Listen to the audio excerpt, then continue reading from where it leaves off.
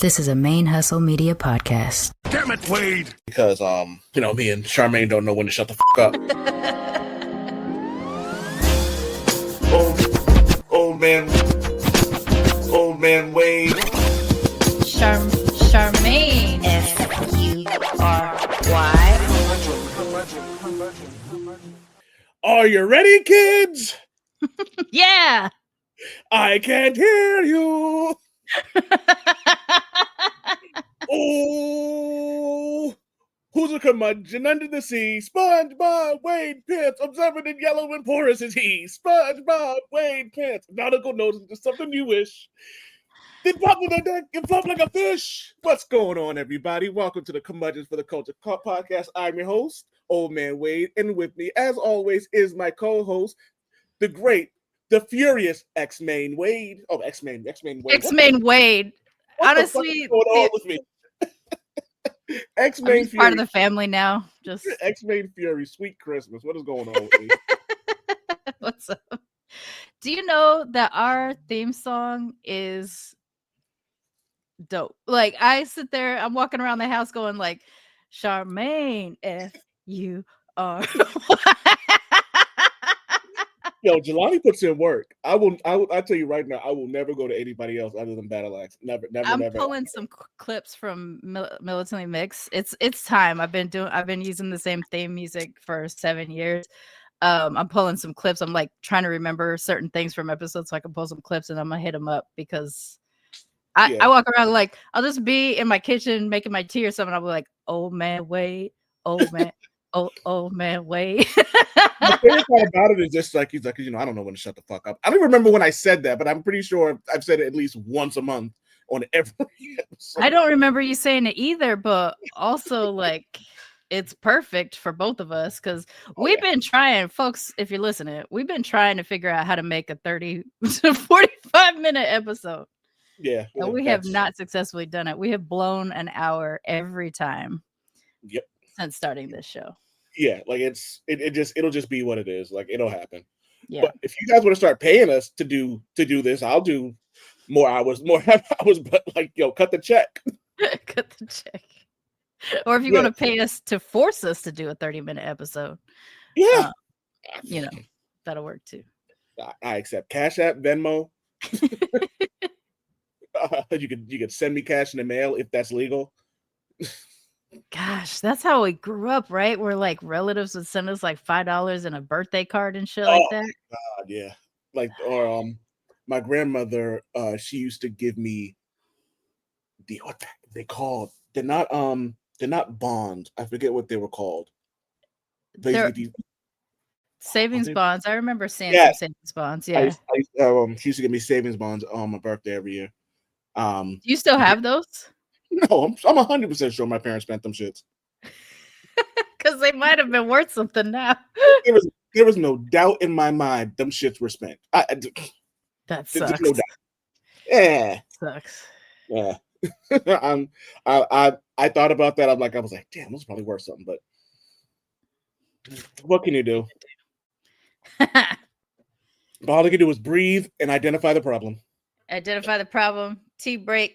Consider your options. Handle it.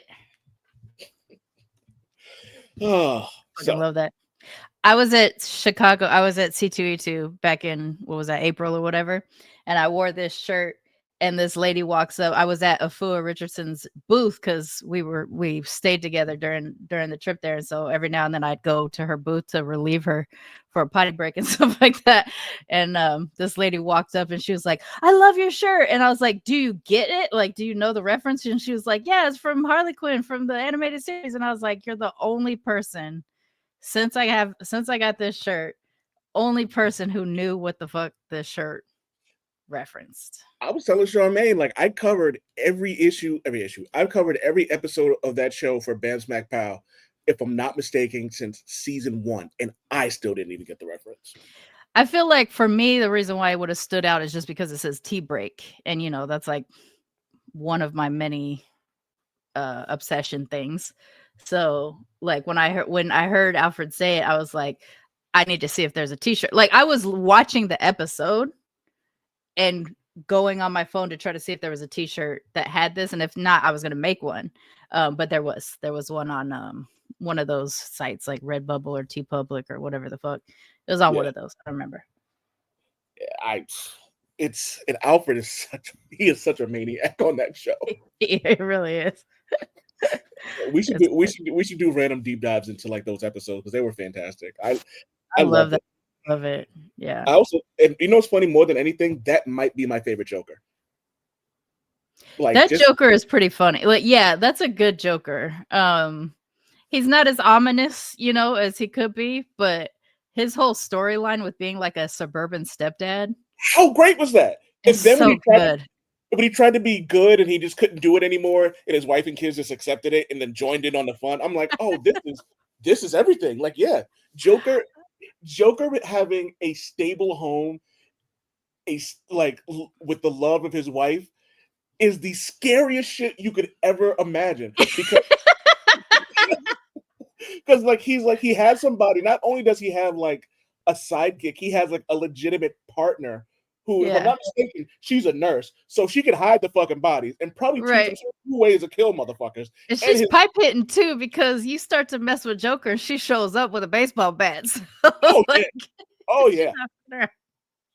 And you see how in the last season how he rode for his daughter. Like he was like, no, we're not doing this, Bruce. It's good. It's such a good show. Yeah, I love it. But I needed to breathe today. So breathe, identify the problem, have a tea break. You know, that's me today. So I have a story that may or may not. I saw your note that you have a story. It has a very particular name. Yes. And then you gave me a hint that has made me itchy since yesterday. So go ahead. There is a place that I may or may not have worked at one point in time in my 1,000 years on this planet Earth. And we used to get these deliveries. Dry ice. If for those you don't know, dry ice is something specific, like you'll see it in like movies, like when they use it for like certain ambiance. They use it for like medical stuff. It's just something that's used. It has multiple uses. You can look it up, right? So I used to may or may not have worked with one of the nastiest people in the history. Allegedly worked with one of the nastiest people in the history of whatever, right? Disgusting dude. Like one of those, and I don't mean this to be whimsical, like he's one of those dudes you're like, hey, don't leave your drink around him because he's a nasty MNFer. One of those dudes who, when this person would say, I'm worried about Roe v. Wade being overturned, they were like, oh, stop being such a girl about it. Like that kind of sounds like a winner. Yeah. Something about him starts with a W. So he was such a nasty person, allegedly, that he would get genital warts. Now, normally when something like that happens, put in a note real fast. Some people have genital warts because somebody wasn't honest with them, and maybe they weren't safe or whatever. It happens. So this is not to shame everybody with genital warts. I am shaming this imaginary person in general. There you go. Just this imaginary person. We don't kink shame. We don't herpes shame. Unless you deserve it. Sorry, go ahead. And at which case you can suck all the unwanted dicks. That's probably how they got the. Sorry. I said that's probably how they got the, and then I trailed off because I was the one who said no shame. And then I shamed. Sorry, go ahead. Suck a brontosaurus boner. So instead of going somewhere and getting it looked at, like, maybe going to a medical professional and having it taken care of, they would take one of the pieces of dry ice, break it into a shard, and then lance it themselves. No, allegedly. That's not healthy or safe. Nah, You're not even supposed to touch it with your skin at all. No. We had to pick up dry ice for a Halloween party one year Well, when we were in Austin, we had a house. We used to throw these big old Halloween parties, and they made us sign something that said like we had these certain gloves, and we were not going to touch it, and like we had to sign it to release the people selling us the dry ice from liability if we did happen to get it on our skin. So, all right, that's bad enough as it is, right? Then I found out through various channels that he did this more than once. So we have this. So I decided that his dick must look like Harvey Dent. I mean, I assume from what I understand about like I get cold sores. So I get herpes simplex 1, right? And I got those from a daycare when I was in preschool. I was actually hospitalized. It was so bad because the person infected like 27 kids. So I can't, it's not my fault. I have them. But when it happens, I usually get them because I'm super stressed out. Like when I was a kid, I used to get them because I'd touch my face a lot, and you just tracking stuff, dirt, whatever. I had to learn how to stop touching my face. But like now, if I get them, it's because I'm stressed out, and if I get a couple in a row, it's because like shit is really bad right now, and I got the medication, all this other kind of stuff. I assume it would be similar if you have herpes simplex 2, which is the genital one that like in times of really bad stress or whatever, it might pop up. Yes. But also if you don't have the best hygiene, maybe. I honestly don't know. I assume the hygiene thing because I used to touch my face and that's how I used to get them when I was a kid. This is the type of dude that would stick his dick in an alligator. Like, you know what I mean? Like he was just a dirty, nasty, disgusting, filthy, deplorable, alleged, atrocious, imaginary person. Yeah. Like just effing yuck. What made you think about the story for today? I was watching a movie and then like it was like fog and I was like, oh, I wonder if they use dry ice for it. Oh, so just the thought about dry ice was like, oh, I have a story about dry ice. And he thought of dry ice. I think of his Harvey Dent dick. Man, don't you hate when there's like something that you really wouldn't want to remember pops up because of some shit that you can just see out in the wild any day? You would assume that, but because but you're old man Wade. There you have it. Like so it's a gift and a curse, and this is something I talk about my therapist on a regular basis about how I will like just anything just kind of triggers a memory, like, and some of it's good, like some of it is good. It works for creativity. It works for things like this. It helps when I'm writing something and I'm trying to give an example and use and I can just kind of take things from my life and then kind of add them to the articles to kind of further along a point. Oh, okay, yeah. But it also sucks when something happens and then I recall something I did when I was 10 years old that I'm still feeling guilty about. You know what I mean? I have had a couple like childhood flashbacks. You're like, oh, why did I say that? But the people probably don't even remember you anymore. Oh, let me tell you, I have childhood flashbacks. I have teenage flashbacks. I have like all of them. Like I can't get over shit that people have forgiven me for. Like, you kidding me? Like I felt bad when my schedule got changed and we had to switch Mondays. I still feel bad about that, and there's nothing I can do about it. Which is like funny. You and me recording? Yeah, which is fun fact. I'm back to every Tuesday again because they can't get right. But okay, that's neither here nor there. So, well, that's heartwarming. That's a heartwarming way to start today's episode. I'm pretty sure people are either laughing. I'm picturing Stephanie listening to this just aghast at that story, just going. We're telling alleged dick wart stories on Curmudgeons for the Culture today. This story is written by the same person who did the original Goldilocks and the Three Bears. Like those old like grim fairy tales. That's what that was. This never happened. That's weird. I was listening to something the other day and it was referencing Goldilocks as a way to illustrate white supremacy and Karen Entitlement. And it was so good, but I don't Um, remember what it was. Lupe Fiasco has a great line. He goes, "Keep those golden weave thieves out the motherfucking forest."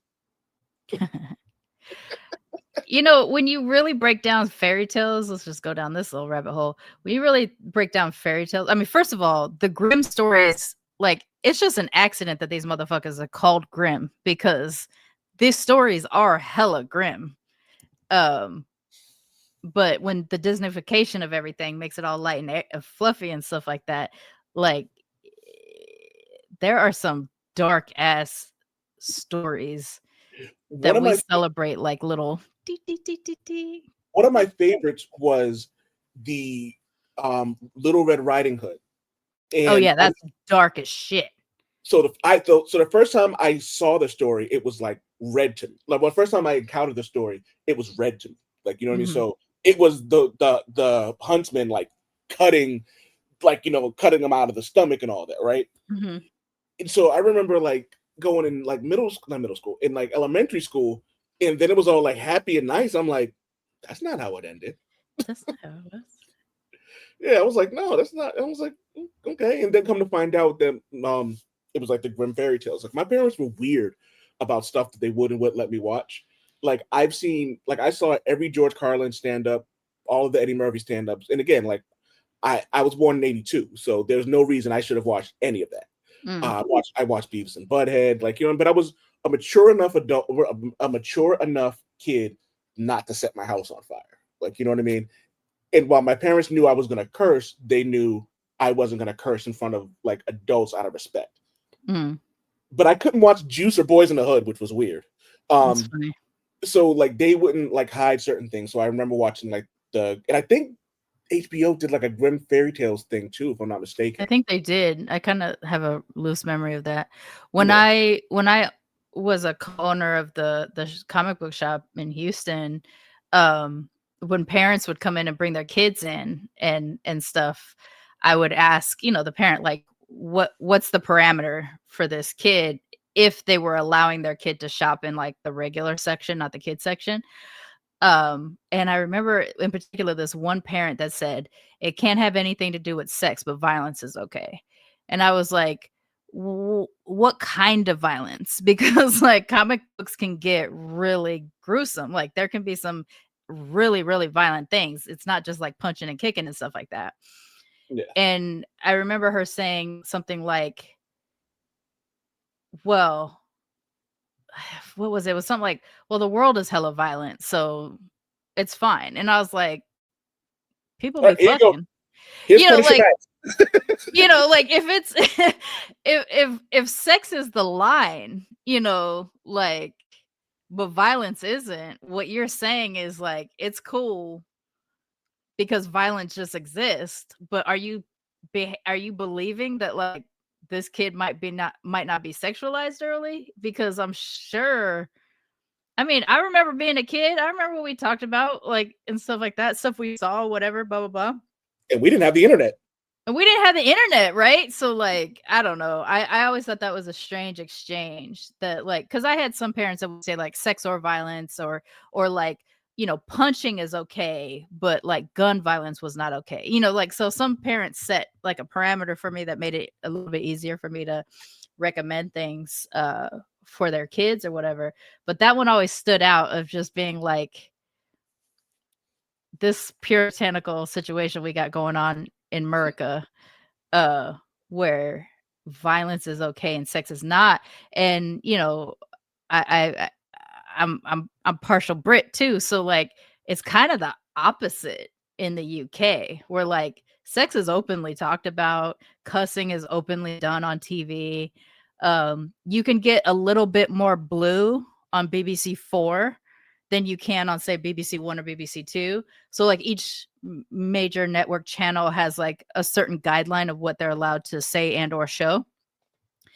And it's not like there isn't violence. It's just that the violence there is sort of based off of, you know, like culturally, there's not as many guns there because guns are illegal there. Even the police, a lot of police don't have guns. There's certain levels of police that do, but so the gun violence is not as much, I guess, too, in those shows and stuff like that. But here, like, I always thought it was so strange. It was like sex is an absolute no, but That has always blowing been. off somebody's head, fine, no big deal. Well, there are two types of blowing off the heads that you can use, and only America's only cool with one of them, which is weird. If I had a rim shot, I would just go but I don't. I always, you know what? I don't know if I've ever said this on the show, but I hate guns. I don't like guns. I have shot guns before. I've gone to the range a couple times with my buddy. That was it over a decade and a half ago. Mhm. It was fun. But I don't like guns. I think I don't like them. Just Superman, throw them all into the sun. That's just how I feel about them. Yeah. When people go, oh, right to bear arms and blah blah blah, I always go back to, I think it's Jim Jeffries who made the joke about, it's like, yeah, you have a gun to stop the government from coming in to attack you, and they have drones. Right. It's Like, you know what I mean? David and Goliath, right? Yeah, and while I understand the initial right to have them, just Mhm. because I understand something doesn't necessarily mean I got to agree with it. So I don't like guns. Right. I mean, so I don't own guns. I don't particularly like them either. I have taken gun training though. I've done like the NRA gun safety course. Um and this was years ago. I've gone to the range a few times. It's been a long time. It's been since I lived in Massachusetts, so I left in 2015. So I think that was the last time um that I shot a proper gun, but I felt it was important to like learn should there ever be a situation in which I find myself needing to use one because one is available, right? One just showed up. But I don't own guns. I don't really think it's, I mean, shit, I don't know. Maybe now it is. I don't know. But like it's for me, it's one of those things that's like, yeah, just because it's a right doesn't necessarily mean it's a big deal.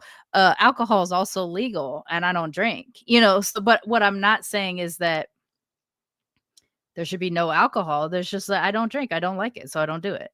With guns, I think, assault rifles, semi-automatic or automatic rifles and guns and things like that are unreasonable to have.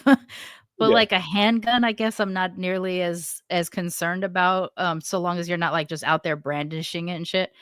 I had an imaginary alleged friend allegedly that once brought a handgun after he got his certification to carry um concealed weapon. He brought it when we went to go see the Star Wars Clone Wars movie, and we went like as a group or whatever. And partway through while we are there at the theater, he's like, hey. So like the movie's playing and he does this to show, allegedly to show that he had a like this kind of holster, right? yeah, The arm one.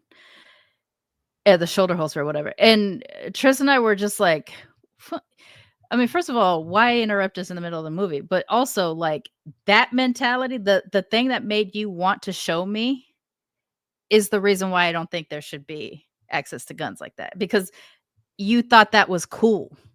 So you showed that to me, right? Like that's what we were trying to tell him, like why that was such an uncomfortable moment for us was that that's like me showing off my Megatron, right? My voice activated Megatron. Like, I want you to know I have this cool ass thing that I spent stupid money on because I was sad one day, right? Like, that is what it felt like. But yeah, what we're talking about is like my Megatron can't kill anybody, but his handgun could, right? yeah, So, yeah, I think it's not smart. I don't love it. But I do think it's important for those of us who do not want to own major crazy guns to have some sort of training in them, because in case anything does go down and say one slides in your direction. yeah. You should know how to handle it and things like that. Like one of my buddies, I'm not going to say his name, just in case he doesn't want his name on there, but he is a super duper responsible gun owner. Mhm. Like cleans them regularly, has them locked up where they're supposed to be. Some of them he collects just because he likes the way they look. Like, you know what I mean? But Right. he's responsible, and I think that's where, if I have any if there's a reason that I may feel differently about my stance about guns, it's because of people like him who specifically show that there is a responsible way to be a gun owner and Right. to like handle these things. Like he's not just walking up the street like like hey, look what I got, like that kind of thing. Right. Yeah. That kind of thing bothers me. Another good point I think that about like being able to operate and use guns came up in my police and prison abolition class this week in school, where my professor said that because they work in like nonprofits and like justice led organizations that support like incarcerated youth and stuff like that, and they wanted their entire staff to have gun training in case a weapon ended up inside the organization. And the point there was, I want anybody on my staff to be able to make that gun safe. Oh, okay. And most people could not pick up a handgun and know exactly where the safety is, know how to empty it, know how to make sure that there's not a bullet in the chamber, like kind of stuff like that. Like, because yeah, you can, if it's one of these types where you can take out the cartridge, there could still be a shootable bullet inside the thing, but not everybody knows that kind of stuff. And so their You know point what? about 16 in the clip and one in the hole. right. So like Like we know it, bro. yeah, so but like my thought about that like expanded on, and just it was just this Thursday just in class, because I was like, oh, I never thought about gun safety in terms of like, I need to make this unfireable in a scenario, right? Which I thought was smart. I don't know why I never thought about it that way, but so now there's another layer of like, when I hear people are don't want anything to do with guns, I appreciate not wanting to have anything to do with guns. I still think you should know how to empty a gun. Like I think you should know how to put the safety on should one come up. But I also think, just having an idea of what it feels like to shoot might be important should you be in a situation where, say, a gun does slide your way and you ended up using it for safety or something like that. It doesn't feel like what you think it's going to feel like. And I don't want you to accidentally shoot somebody you're not aiming at because you don't understand kick and all that other kind of stuff. Mm-hmm. So that's my thing. But like on the flip side of that, I really like knives and swords. I would never think about using anything that I have a collection of as a weapon, even though technically they are weapons. I have about, I think it's a 20-pound Beta Ray Bill hammer. Dope. Don't walk into my house don't walk into my house looking for trouble. Could you imagine by the door. breaking into somebody's house and they whoop your ass with a Beta Ray Bill hammer? You get my big black ass, and then the police come in. What happened? And it's just like, hey, the weapon's right there. Yeah. Like they've literally kicked in the door, and this is what happened. So, I cosplay and stuff like that. So I do have a lot of cosplay weapons. I have a lot of fake weapons and stuff. And ever since moving to Mexico, but now since Tristan died, I do have someone come and clean for me because I struggle. It's an area that I kind of struggle with, and my mental health will pile up and I won't be able to do it and stuff like that. So now I've just accepted the fact that I need that sort of support. And so I do have people come in to clean. And the service one time sent me someone, and I didn't think about it. I had a whole bunch of weapons out because I was prepping for, I don't remember. I was prepping for one of the cons. I was trying to figure out what I was going to do. And I heard, oh, kind of a thing like that. And I was like, what? And they're like, there's weapons. And I go, and I just started laughing, which probably sounded really sinister too. But that's because I was like, oh, those are fake. And she was like, what? I'm like, I'm a cosplayer. The gun doesn't even have a trigger that's usable. It's like there's a trigger, but it's not, it doesn't click, right? Yeah. Because that's what it was. I was deciding if I was gonna try to do Captain Carter for NY Comic Con, which I didn't end up going to this year. So I got a 3D printed Waller. So but it doesn't have a trigger, like the trigger doesn't click. So, but it looks good. Like it looks, I can see if you're just like going into a room and you just see like guns laid on a bed, you would think they were real.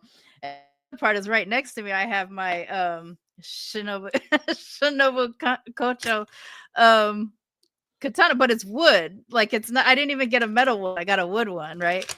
But it looks good. Like it looks sufficient. But it sits right here, and so now whenever I get a new cleaner, like if the service sends me somebody else, I'll be like, first thing I say is, I'm a cosplayer. I have weapons all over the house. All of them are fake. Like none. I said they would do more damage if I throw them at you than if I actually use them in the way that they're meant to be used. Because like this is a balsam wood or some shit. Like, and so like I've had a couple of people sort of laugh about it because I'm like, there's also, you know, it's not just that I have weapons laying around my house. There's also like other evidence that that I might be a cosplayer, right? So yeah, that was a part of the cos or weapon conversation. Is that like I have a shit ton of fake weapons. I have a shotgun replica for when I was back for Halloween when I was like a zombie killer like 15 years ago, and it is a good looking ass thing. The only thing that indicates it's fake is the orange knob, because like fake guns usually have an orange knob. And Tristan wanted to paint it black because he's like, we want this to look real. And I'm like, he grew up around white folks, so he don't know any better. I was like, I grew up in the hood. I am a mixed black Japanese person. I grew up in the hood. I don't put my hands in my pockets in stores. Do you think I'm going to walk around with a gun that looks hella real, even though it's Halloween? No. I mean, he didn't understand the pocket thing either, but it took some time. It took like 2020 is when he started figuring out. Can I quote T'Challa? We don't do that here. We don't do that here. We don't do that here. Yeah. So that seems like a great transition to. We can skip the other one about me having a type. That'll be something fun for later. It'll come up again. It always does. But there was something you brought to the table about missing Comic-Cons this year. And honestly, like I think we may have talked about this on the show, but we may not have, because it could have been the Old Man Wade show. Old Man Wade show, yeah. Yeah, but we talked about the first time we met up in person, because we had plenty of virtual visits, whether it be just for shenanigans or recording. But it was the first time we actually met, and you just happened, and I just happened to be there with Valkyrie, who is just amazing when it comes to making sure that the right me comes out when I'm not too timid and I'm a little more outgoing and stuff like that. And I was this year, so Comic-Con is in October. My wife and I's anniversary is in October. So I felt bad that she spent our anniversary. We spent our anniversary at a comic book convention. And last year, this is same weekend? No, so it would have been the weekend after. But okay. I still felt bad about it. And she goes, don't do that again. She was like, if you want to go, she goes, you're doing this to become more professional. She goes, you want to do this, you want to make a career out of it. She goes, then we'll just have to do that. Yeah. So I was super sad. And I wasn't as bad as I thought I was going to be, because I remember actually saying to you, hey, I might be a little MIA during the weekend of the Comic-Con because I'm pissed off and I don't want to. And I wasn't as bad as I thought I was going to be, because I think I talked it out a lot. Excuse me. Mm-hmm. But I'm still kind of regretting not making more contacts this year, because I've done a lot of interviews this last calendar year. I've done a lot of stuff the last couple of months that I can't wait to talk about, but I'm waiting until it actually happens. But it would have been great to have more credentials and have gotten more contacts and, to build up my resume.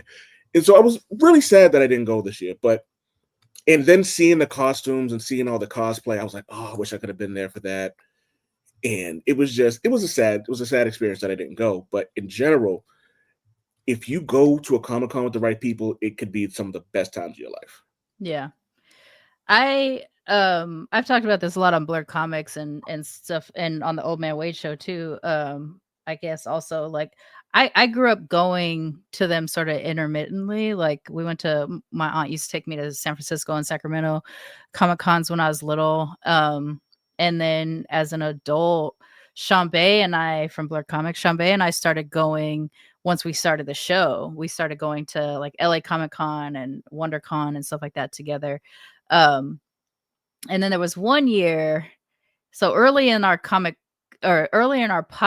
relationship, we kind of bonded all connected through Brandon and Stephanie pretty much for the most part. Brandon from Why So Serious and Now We Was Watching, and Stephanie from the Mocha Minutes podcast. And Stephanie hooked me up with Brandon and them. They needed an extra femme on one of their episodes, and so she brought me along onto that. And that's how I met Brandon and Devin and Mike.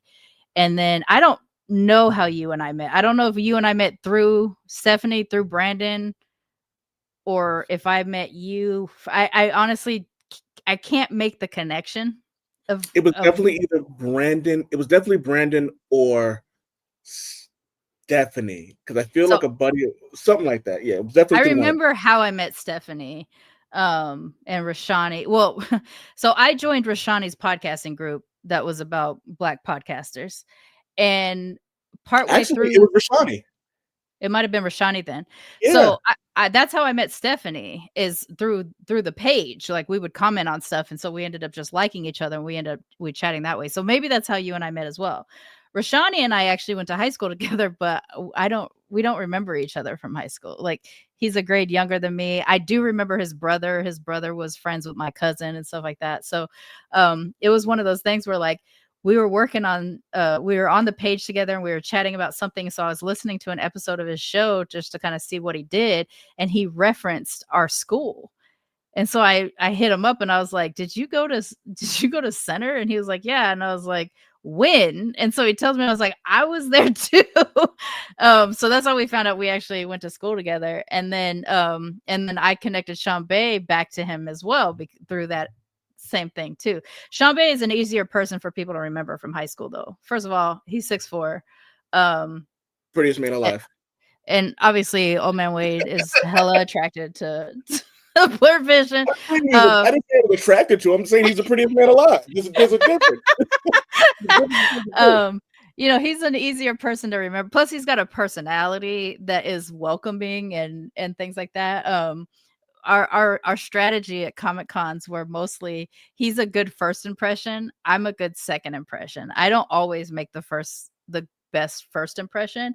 So when I'd be like, let's go to that booth right there. And so he would push in and be like, hi, I'm Sharmane, and this is Sharmane. And I'll be like, we do this podcast. So I would have the spiel and he would have the inviting smile and, you know, like the hi kind of things like that. So the combination worked really well for us because, yeah, I just don't, I'm not a first impression. I'm a good, I don't know if this is going to make sense. I'm a good first, second impression. I just, as long as I can get that one opening that I know that'll make me comfortable, it's over. Like, sure. Like, if I'm in context, I'm great in certain contexts, you know, like mixed stuff. Obviously that's how I got into the game. Comic books, when I had my comic store, great, people loved me, right? When I go into the con, I think I get like you. I get into my head a little bit, and if I don't already know somebody or have an in with them, I'm less inclined to interact. And so once I have like certain comic friends, I tend to attach really hard to them. So like Chuck Patton and Afua Richardson are people that are actual people in the comic book world, and they usually have booths and stuff like that. So if I'm hanging out with them at one of their booths and then someone else comes along, that's usually how I end up developing another comic relationship, is because I'm sitting with someone they already know. Yeah. And, you know, through there. I got, I think I may have mentioned on here, I got to interview Jennifer Holland from Peacemaker a couple of months ago. And it was only like 10 minutes, which was still great. And after like the first question, I was comfortable. I'm good. Once I get that one question out the way, I'm amazing. And I don't want to toot my own horn, but this is one thing I'll brag at. When I'm talking to people, I'm good at that shit. Like I do my research, I do all the things I'm supposed to do. Yeah. And people laugh, but they was like, I love research, I love dockets, I love building the docket. It makes me happy. I put the little bulletin points in there, and it's one of my favorite things in the world. Like you should one day I'll send you a screenshot of what my what my Google Docs looks like, and you'll laugh. But this was one of the biggest opportunities I had. Like, you know what I mean? Because this Yeah. could lead to more things. And so far it has, which is great. I interviewed the production designer for the Penguin. That Hmm. went fantastic. I'll tell you about this off air.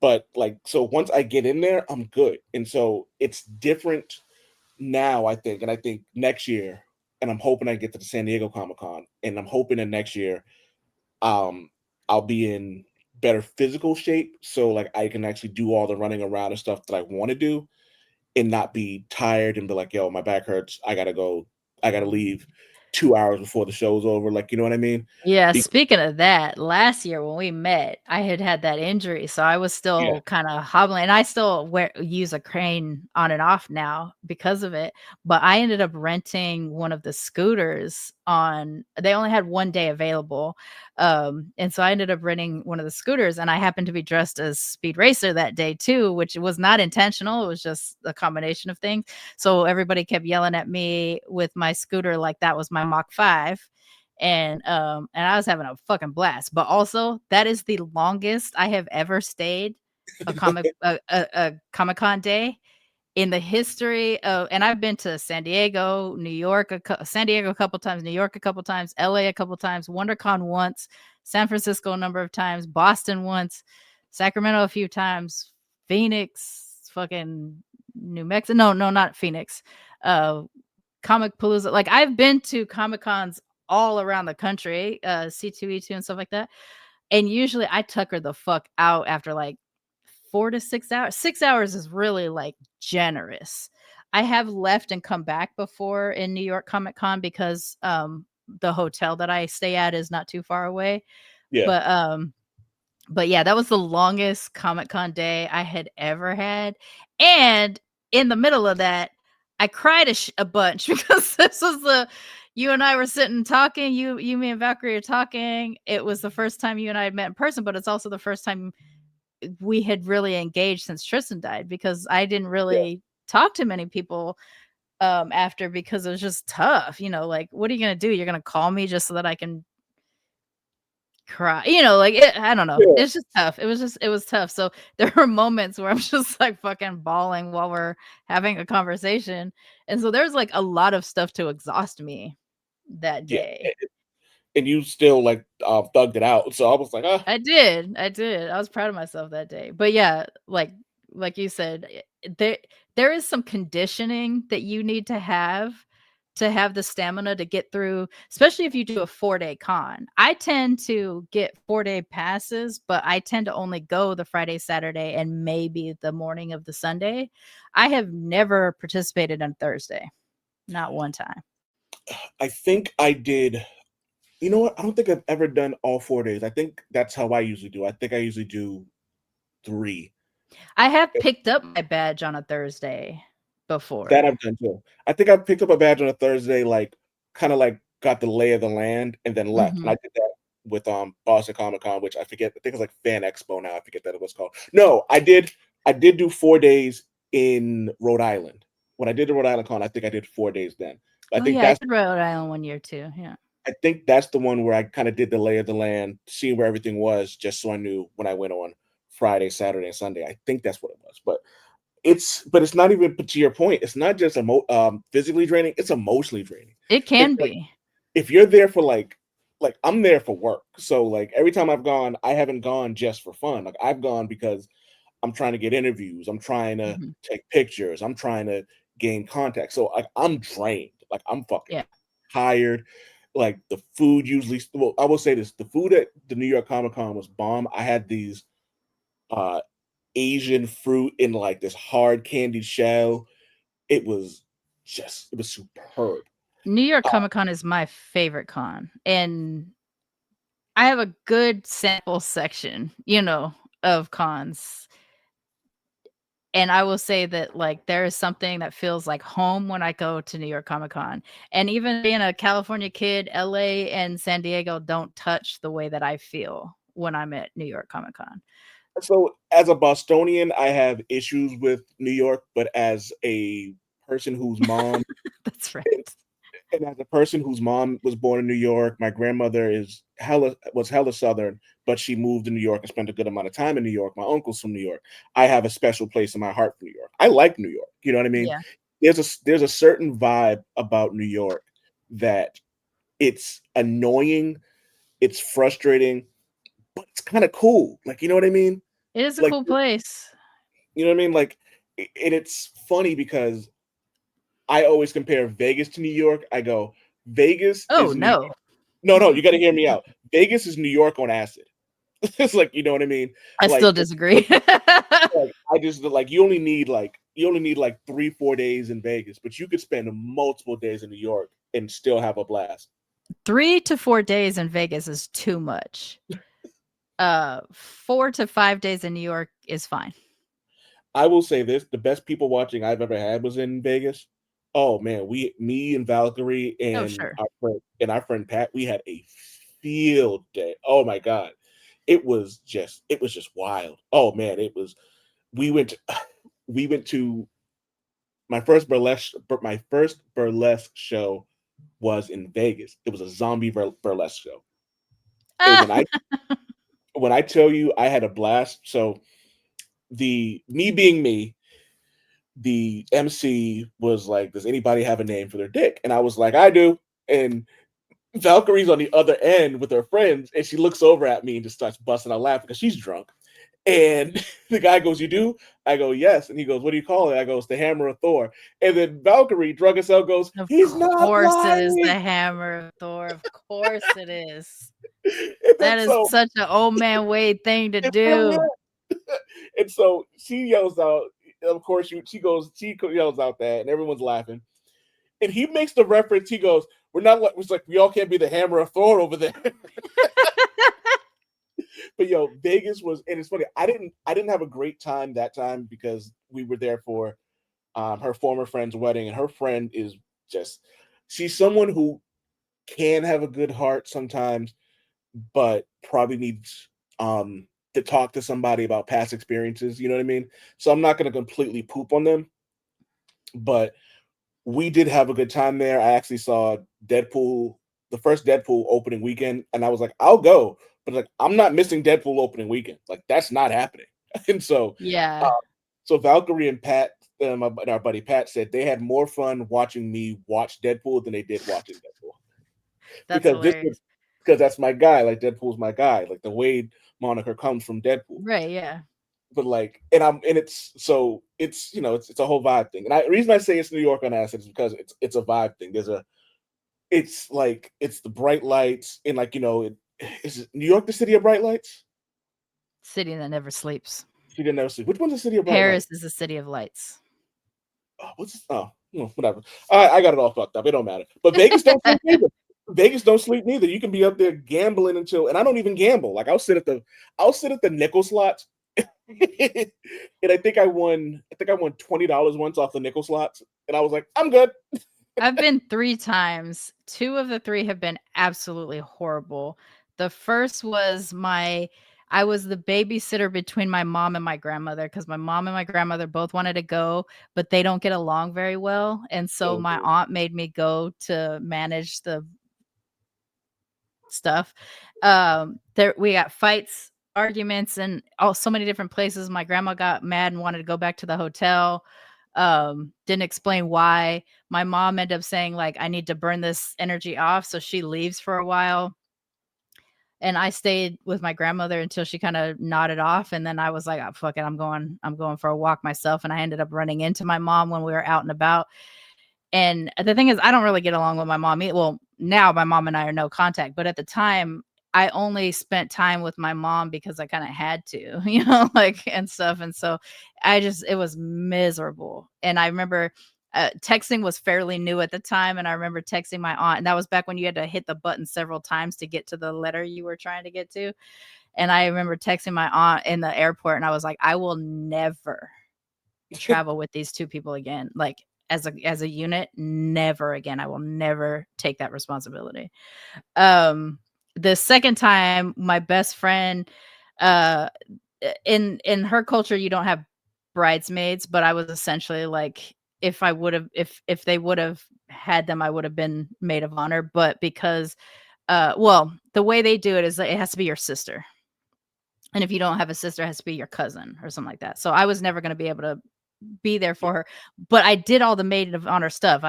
I was living in Texas at the time. They were in California. I flew to California to help her find the dress. I flew to California for all these different things or whatever.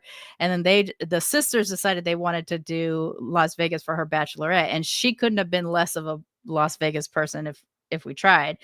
And throughout our weekend, she and I got really tired once, and we both wanted to go back to the hotel, and the sisters got hella mad at us and they blamed me for it. And I was like, we're friends because we're similar, right? Like, we don't like to do all this shit that you guys like to do or whatever. And so we got pressured to stay out. I ended up just looking down and seeing my feet were covered in blood because I was wearing heels, and I'm not that kind of person. But they made me dress up. I don't know what's more disturbing, the fact that you said your feet were covered in blood, or the fact that I can't picture you in heels.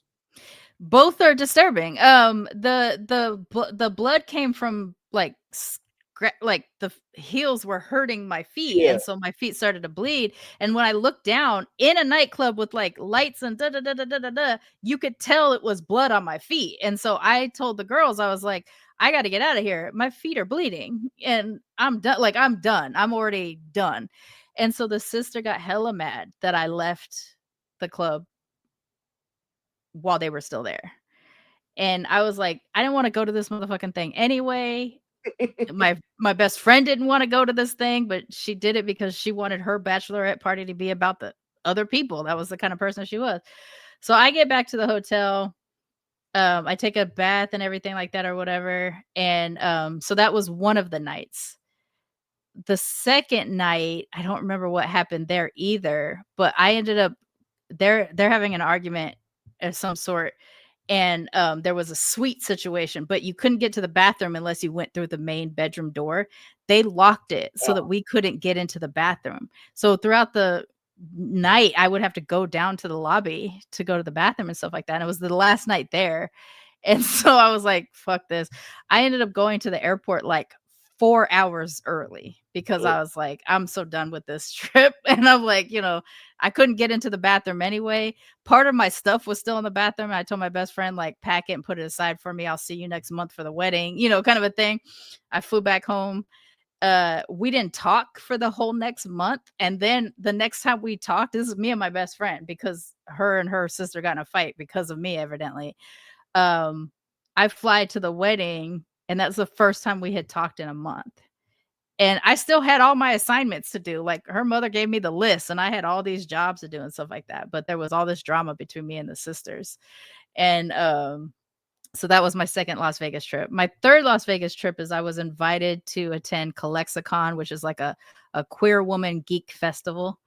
And they paid for everything. They paid like I got flown out, I got the hotel and all that kind of stuff. So that part is great. I did go by myself, so that's weird, like, to walk around Vegas by yourself and stuff like that.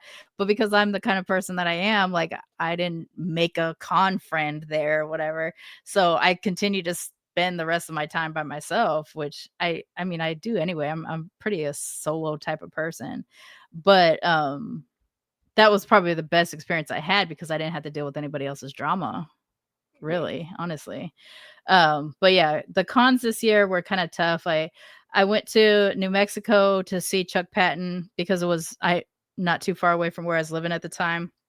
I hung out with him for a number of hours, and then I was like, I will never come back to this one again. For me, it wasn't great. From what he said, it was great as an exhibitor. Like, they really took care of their exhibitors and stuff like that. But as a fan experience, I didn't enjoy it. And then I went to Emerald City when I moved here to Seattle. And Emerald City is hosted by the same company that does New York Comic Con. And it was a fucking mess. I was like, I'm going to give them one more time. Like, because that was it was a transition year for them, like a new Yeah. location owner or some shit like that. So I was like, I'll give them one more time next year, but if it's as bad next year as it was this year, I would never go to Emerald City again.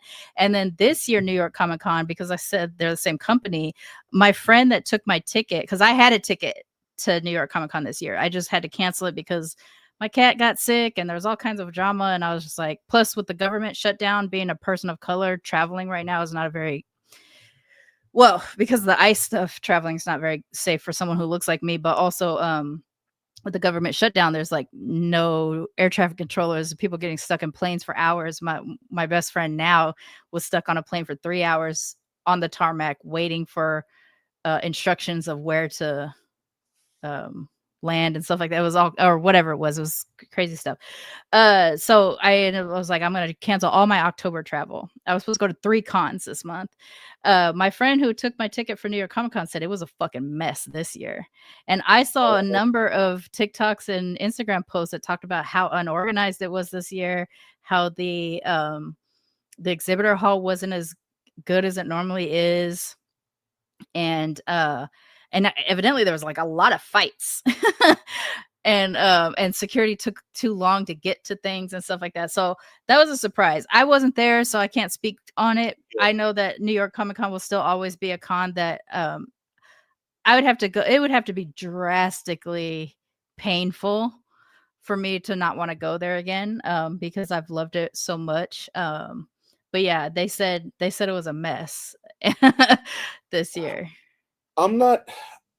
Do you know one of the reasons I'm not shocked? I noticed this. I noticed a little bit of this during the last year's Comic Con, and I also noticed time we got to start wrapping up soon. But I noticed that it was a little more. I don't want to say broy because it's not necessarily a bro thing.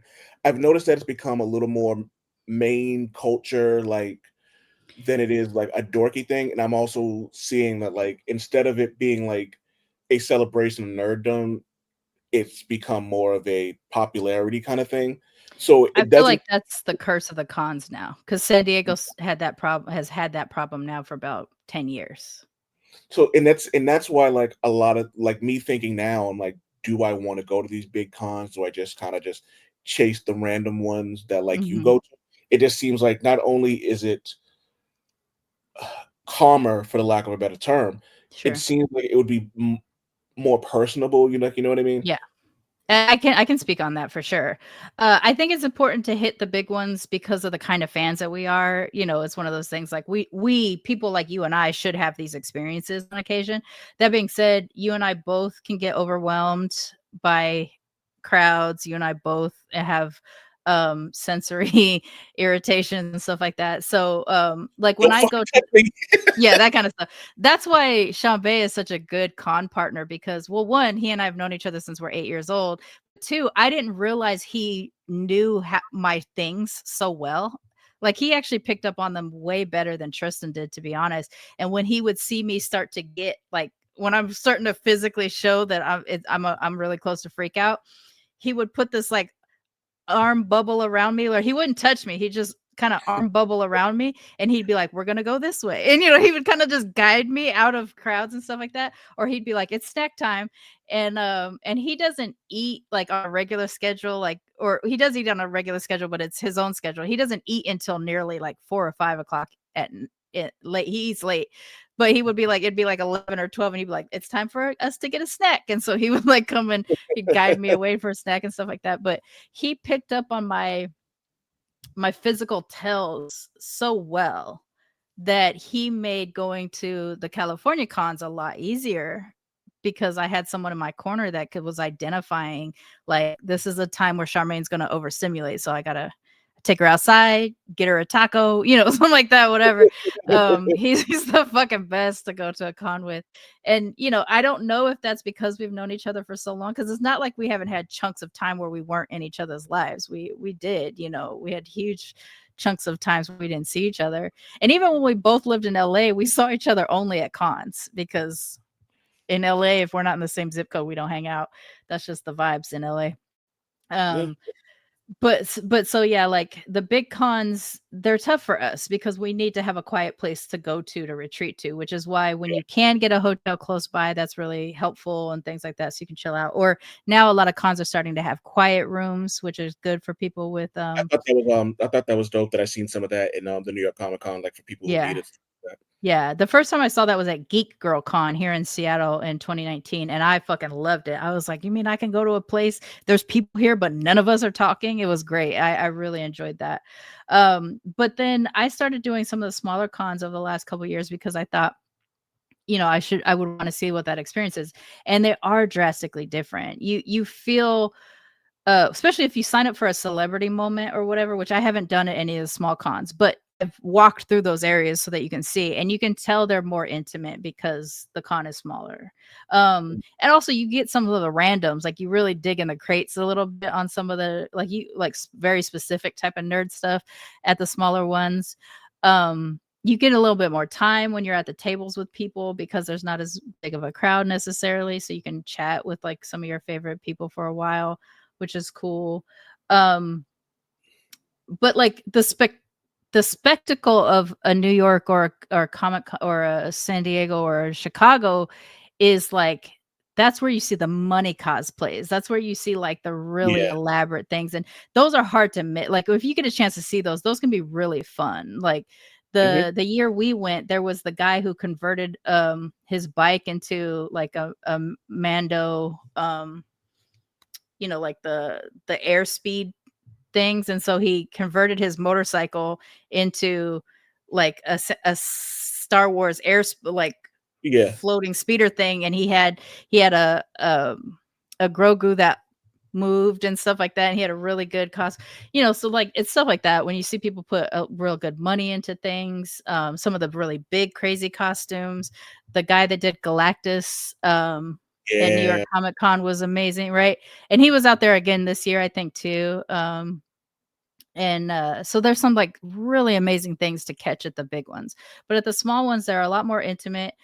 And honestly, I've had some of my best interviews at the small ones. The one of the first names that ever gave me and Shambe a shot for BLERDcoMIXed was Vida Ayala, and that was at Long Beach They are Comic one of Con. the greatest. Oh man, I love Vita. Like Yeah, everything. so I reached out to Vida. That was my first like shoot your shot type of thing, and I was like, I love your work. I love that you talk about, queerness and trans identity publicly. I love that um I feel I feel a connection to someone who has the identity, the different intersectional identities that Vita has. And I was like, I'm going to be at Long Beach. I see you're at Long Beach. If there's any chance we can interview you for our podcast was really new at the time. We didn't have anybody but, just ourselves and stuff. And they were like, yeah, sure. Around this time to this time, we'll like come to the table that I'm signing at. When the signing's done, I'll walk with you and we'll record. And we did. And after that, Vita was the reason I had opportunities with Stephanie Williams. Not our Stephanie, but the Stephanie, the Stephanie that did um Nubia and stuff. They vouched for me. So like I reached out to Stephanie and I had said like for a reference, I have interviewed Vita, and they were working on Yeah. the thing together. And so Vita stepped in and was like, "Oh yeah, Charmaine's dope.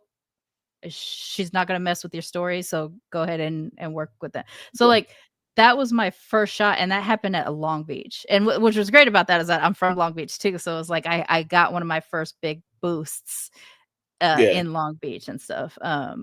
So it was dope. So there is a mix. I wanted to do Baltimore this year because I hadn't met our Stephanie, in person yet. Um, and Mike is out there too, which is another one of our podcast play cousins who I did meet at New York Comic Con 4 years ago. Um, and but I had to cancel that too. And I had that thing booked like last February. I had Yeah. that trip booked, but I had to cancel that. I also had to cancel IACon, which is the only indigenous Comic Con in the country. It's in Denver. It's free to attend. But I had to miss that one as well. So I canceled IACon, New York Comic Con, and Baltimore Comic Con, which is happening this weekend. And so like I'm feeling really sad this month because these boosts that I get from traveling and then specifically traveling for cons is um getting an opportunity. I didn't have a childhood. I didn't really have a childhood. I was abused. I was moved around a lot. I didn't really get to be a kid. And so as an adult, being able to exist in a world where I can still tap into what would be considered childhood fantasy stuff, stuff that I still really love, having places like Comic Cons to go to is really important to me. And so to have missed that, especially because the last con I went to was Chicago, and that was in April. So I'm kind of like, like I'm kind of needing my fix. And then LA changed. There used to be in December around my birthday. It was my birthday con. And now it's happening in September and October and stuff like that too. So I don't know when I'm going to go to a con next. I don't know what my next possibility is. Oh, I'm doing the Comic-Con cruise. So What? in Comic-Con cruise. You didn't know about the Comic-Con cruise? No. I'll send you the referral thing. It's a little bit more money than I wanted to spend, but Afua went last year and said they had a blast, like her and her husband. And I have never done a proper cruise. I don't think I will like a cruise, but I thought if I'm gonna do a cruise, I should do it the Comic-Con way, because then I would find another way to enjoy it. I am going by myself though, so that's gonna be weird. Like I don't know. It's probably gonna be a disaster because I don't like to talk to people. But Yeah, but I'll add that for the docket. For another one, 'cause I have a whole feeling on cruises. I've been on 2 in the last 10 years, and I've had a blast. But oh boy, do I have a story for you about cruises. Before we go, why don't you tell everybody what you're watching or what you're loving right now? what I'm loving right now is actually it's football season. So I'm watching National Women's Soccer League is near the end of its season. I also watch English Football League, but now I'm starting to cross over into watching women's football. One of my favorite American players, Alyssa Thompson from Angel City Football Club, just got drafted to Chelsea women's. And so now I'm watching Chelsea, which before that I was not a supporter of Chelsea. But because a player I enjoy is on Chelsea, I now support Chelsea women's. So that's actually what I'm watching the most of right now. A lot of my nerddom is going to be football related for a little while. But you also asked to talk about like a book that we love, right? That was one of the things you want to talk about this week. And so I wanted to bring, this is like my most recommended, like this is the book I recommend the most to people. And it's called Bingo Love. It is by T. Franklin. And I want to say this book is probably like 12, 15 years old. I don't actually remember when it came out. It is a lesbian love story about two girls who fell in love when they were teenagers, but were pulled apart from their families and then found each other late in life, very late in life, at a bingo game. And got to re-fall in love and everything like that. It is the first comic book that I ever cried reading. And even now, just thinking about it, like I'm choked up a little bit. It's such a beautiful story. It also has some really beautiful panels in it as well, including a wedding scene that is as gay as is possible to be. It's one of my favorite things ever. I should have tagged it before I got to this part. But anyways, Bingo Love, I highly recommend this. If you're into romance, and I would say it doesn't matter if it's gay or straight, but if you're into romance, this is a romance comic. It is filled with sadness. It's also filled with happiness, and it's filled with like real conversation about like keeping people apart because of bigotry and stuff like that. So it is an amazing book. I absolutely love it. And then I have a special edition version, the jackpot edition, which has a little bit of extras in it. But I Is this got this. the one Marguerite Bennett, Gail Simone, Sean Pryor? I'm Yeah, looking it up. Okay, yeah, I'm looking yeah. up technology, and I feel like I know who Marguerite Bennett is, but I love Gail Simone, so I'm Okay. all in on that. I'm all in on that alone. Yeah, And and this made me think of one more book that I wasn't planning on recommending today. I actually haven't read it in like 5 years, but it was really fun. It's called Crema. It is also a lesbian love story, but it's a little bit darker, and it's about a woman that can only see ghosts when she drinks coffee. And and while she's drinking coffee, a ghost finds her to try to have her bring a love letter to their long lost love in Brazil, and shenanigans ensue. So if you're into, I honestly, I don't read romance. I watch romance, I don't read it, but these two books, I didn't. Yeah, these are two of the best romance books ever, and they're fun as shit. so for me, I'm gonna recommend something new and something old. Something old, I'm gonna recommend Deadly Class, which I'm gonna talk about when I actually finish it. Oh, Again, okay. this it's one of the few books that I will read yearly. Like I try to read Invincible every year, but it's 144 issues. I have so much I already need to read, so I can't really get into it. So I kind of have to like pick my spots with that. Yeah. But Deadly Class is, I want to say, 57 issues. It's by a writer named Rick Remender, and the best way to describe it, and the quickest way to describe it, it's a secret school for assassins, and they teach all the greatest assassins that ever lived, but and like it gets into how segregated life is. Like there's the Dixie mob, guess how redneck and racist they are. There's the cartel, there's the Yakuza, there's the IRA. Like it's dope as hell. But within it, there's this character, Marcus, who's Guatemalan, I want to say. He's one of the lead characters. And the whole time he's really like just depressed. Like the book opens with this heartwarming moment with him and his parents, and his dad's holding his hand, and he goes, um, there is no, he just talks about life. And this is around the time Reagan just took away money from funding in mental health places, and a Mm. woman self-transitioned off a bridge and falls on his parents. Ooh. And it fucked him up. And then he ends up in a abusive uh, adoption place where they're forced to work. I think he said 16-hour days, eat, sleep, wake up and do it again 7 days a week. So he's Damn. like witnessed that. He gets abused. He ends up at this school where like it's literally cutthroat at times, and he finds these people, and it's like he can't get out of his own like depressive cycle, and he keeps finding reasons to live, but every time he does, something else happens that makes him even more depressed. Mm. And the people around him who are trying their best, but it's like you're an adolescent, which is already bad enough, but then you add being around like killers, like you know what I mean, who like you can't even like watch, you have to watch your back, and then it's drug infused, and like it's Mm. like, oh my god, all this stuff is going on. This sounds right up my alley. It's been on my list for years, but I Yeah, have not read it. it starts in the 80s and ends in 2022. Oh, Like damn. so like not like literally the 80s, but the comic book is set in the 80s and it Yeah, yeah. ends in 22. So like he goes through COVID, and the show was on sci-fi. There's nothing science fiction about this.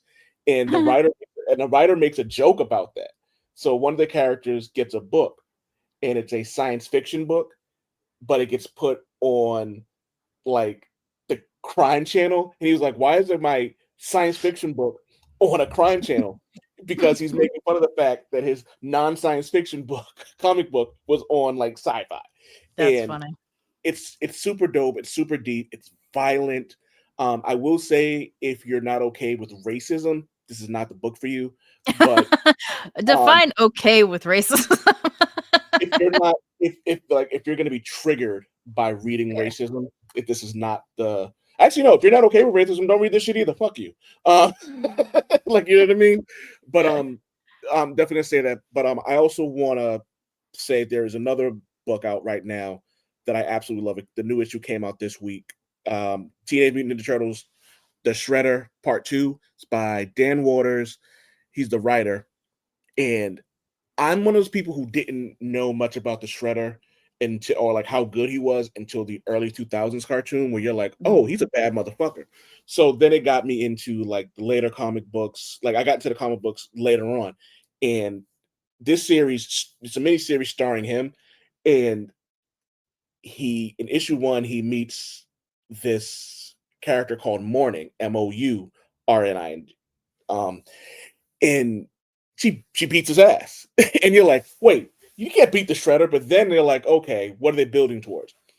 So he allows himself to get arrested, and he's in his cell, and all you can see is him just sharpening his blades, and it's just like all you hear is shh, shh, shh, shh, and this guy's pissed off, and it's like, how dare you do this, and da da da da da da. And he's just getting all angry, and he goes, how do you know that he's gonna be allowed to come back? And then he Shredder pops up out of nowhere.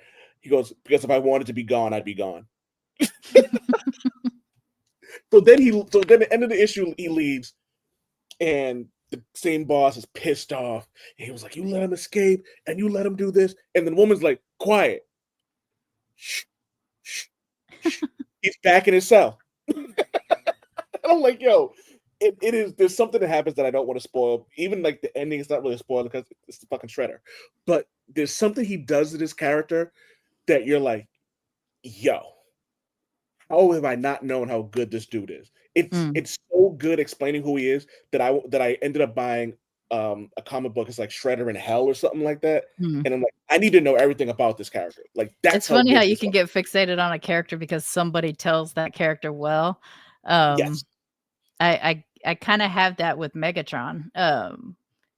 You have no idea how much I say this every episode. I know. I need to start reading it. I know. Sharmane, you have no idea. You're gonna fall in love with Starscream, and you're gonna love and hate Megatron all at once. Like it's so good.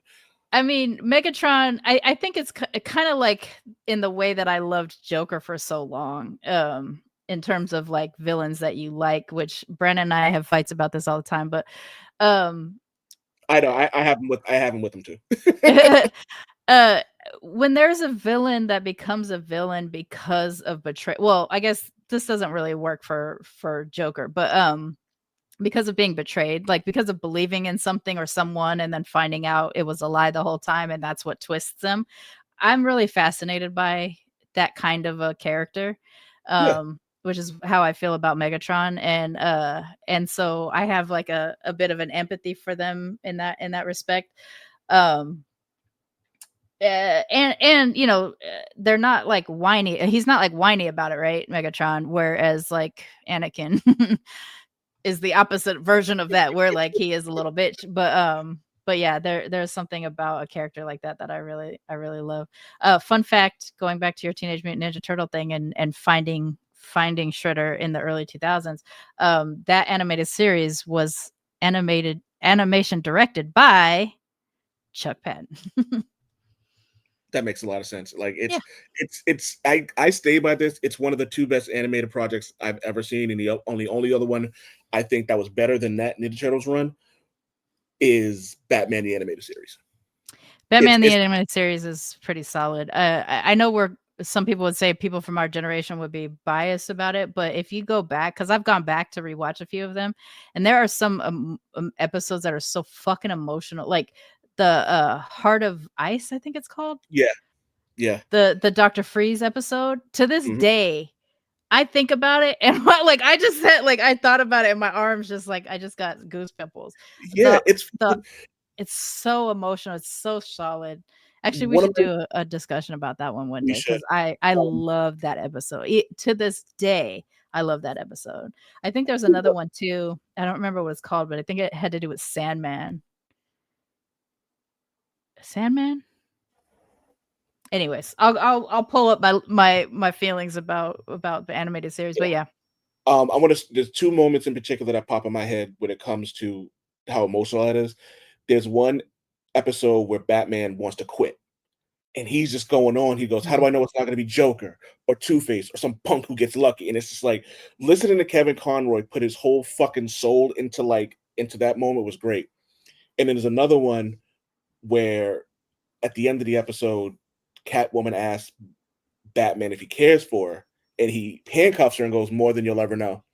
And I was there's a weird push-pull with that relationship throughout that particular series too. Also, isn't it weird that they made her blonde in that? I mean, what are they gonna do? All right. Let's get off this because we'll end up talking for another fucking hour. I know we already blew past our record so far. So, yeah. All right, everybody. You can, if you want to find us, you can find us in the show notes that the furious Sharmane has done.